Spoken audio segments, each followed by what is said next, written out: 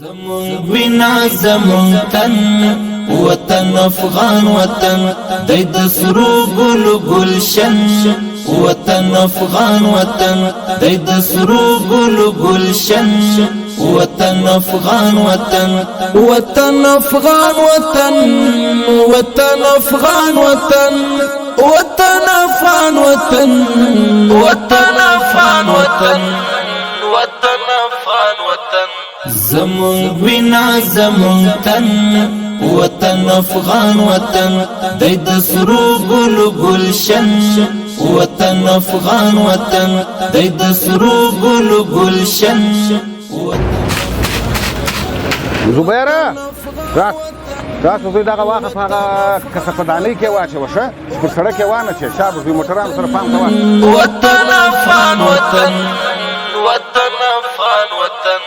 دی پسرو زرو پوخلی دی منلی او غختلی دی پسرو زرو پوخلی دی منلی او غختلی لکل مر پوشنا اسمان داسی تل دی زلی دلی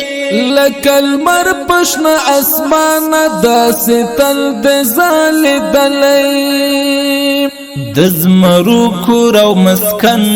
وطن افغان وطن دزمرو کور او مسکن وطن افغان وطن وطن افغان وطن وطن افغان وطن وطن افغان وطن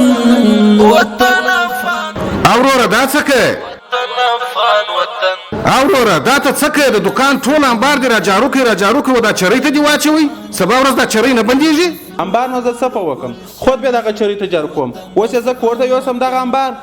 اورور ته خوشکه مکوه ته د دکان ټول د انبار راخه په دا چرې کې اچي دا چرې ډکسي سبا ورځ داس مستاسي د ټولو تاوان دی اول دا اوبر عزیز تا په دکان نه نوځي بیا ورځي د بل مسلمان په کور نه نوځي داس مستاسي څونه می تاوان دی چیرې بیا چرې ډکس بل چیرې بیا بارانونه وسوله چې چرې ډکس زمات کوانت وبو ورسي یا د بل مسلمان کور ته وبو ورسي هغه د شروالي ولا ستر ځي هغه پاکي ته بیا د کومه خاصره روانه ازما اورور الله پاک دې تا پوکي زه داسې نه درته وایم سبا ورځ باران وسی یو مسلمان ته تاوان رسیږي اول تاوان یې تا ته رسیږي الته چې موږ تاسو کښینو موږ وای داس موږ تاسو غټ کور دی او نن دلته هر دکاندار را ولاړ سي جارو وي او چری پټه کوي دا خو سبا او بل سبا جمع دی بارانونه کیږي د خیر بارانونه کیږي اول تاوان یې تا ته رسیږي دا که زه درته ونه وایم سبا ورځ به ته ارمان کوې چې ولا دا سړی ماته ښه خبره وکړل نو ته باید داسې وکړې چې د خپل دکان دا ټول انبار راټول کړې هغه د کسبدانۍ پرته ده ټوله واخه په هغه کې واچوه زما په خبره دې سر خلاصو و خوښه مې سوستا خبره بس ان شاء الله دا غره کم بکوم ښه و ان شاء الله دا غره کم بکوم دا سبا د خپل دکان انبار اخمه هغه کله چې دانی ته بیوړم سړی چې پوج کړم زه پوه نه وم اوس که چایره سره شیخ بس الله دې عزت وکړه دغه سی وروره بس خپل دکان انبار راټولوي هغه کسبدانۍ کې اچوي د خدای په امان وطن وطن افغان وطن